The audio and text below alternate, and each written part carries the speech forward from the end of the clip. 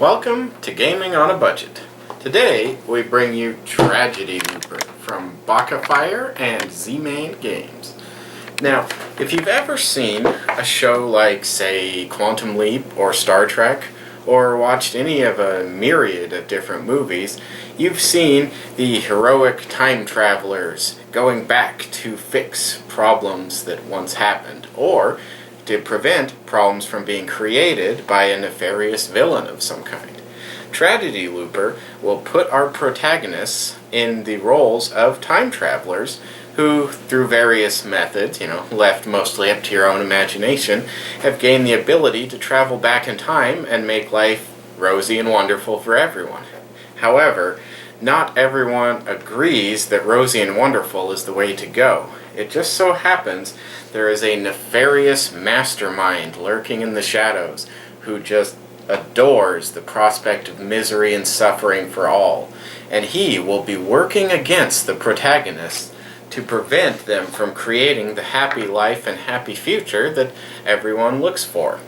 Now, they're going to go about that by traveling through loops into a time period where something terrible is going to happen. But, being time travelers, they have a chance to change all that. And they have the ability, even should they fail, even should they be killed, to try again, a certain number of times equal to the amount of loops you have chosen for your particular game. The basic mechanics are fairly simple. As you can see down here, each of the three protagonists will have a hand of the same cards, and they will be playing against cards played by the mastermind to achieve various effects on the board. And the key thing is that they will be attempting to figure out exactly what is happening, because these people in the past are not necessarily who they appear to be. It could be that the girl student is, the key person in the scenario. She's the linchpin that everything revolves around. And perhaps the nurse is secretly a serial killer, trying to end the lives of anyone and everyone she can get alone in a room with her. Now, we don't want to, spoil too much, but, you are going to see one of the scenarios from the core book there. So, definite spoilers, unavoidable. However, the real interesting thing to Tragedy Looper is that it's designed to make your own scenarios. It spends half the rule book explaining how you can pretty easily actually put together your own little, script. Script, exactly. Yeah, that's what they call it. A script with, the various characters and plots and plans and, key things going on. So most of this is going to make a lot more sense seeing it in action, so I'm really just going to explain some of the little fiddly things here. We're going to keep track of days. Each loop is composed of 8 days, which will go through a morning phase where sometimes things might happen. Then a playing cards phase. First, the mastermind will play 3 cards around the board or the characters, and then each of the players or protagonists will play 1 card. Then we go into the abilities, where first mastermind abilities can be triggered, and then goodwill abilities can be triggered, because each of these characters has little heart icons on them that once you've generated enough goodwill will let them activate special abilities to help the protagonists. Then we have incidents.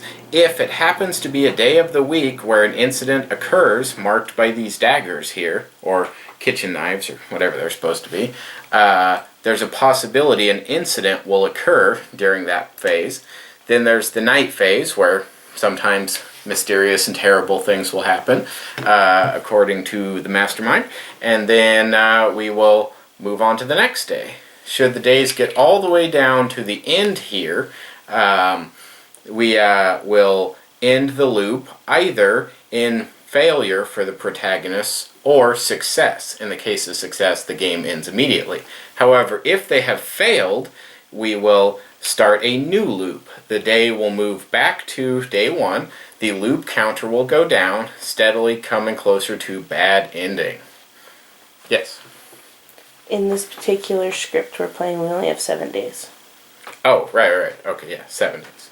But yeah, so it'll be a certain number of days depending on the script, excuse me. So that's pretty much the gist of things right there. There's lots of other little stuff, but we'll explain that as we go along. The rules are mostly fairly simple. It's just deduction at its finest. The protagonists have to try and figure out what's going on, who's what, and what the plans and plots and all that are. And the mastermind has to try and just mess everything up. So, one other important thing to mention is, we're playing at 2 players, so it's not really going to be a factor, but normally you're going to determine how much table talk you want to allow, whether or not the players are allowed to discuss openly during the game, or whether they have to reserve it for the, temporal, chicken phase. Time. Yeah, the time thingamabob. It's a particular phase after the end of a loop where they get a chance to discuss before they go back in time again and try again. To my mind, anyway, I'll save all that for the summary. But yeah, so that's the gist of the rules there.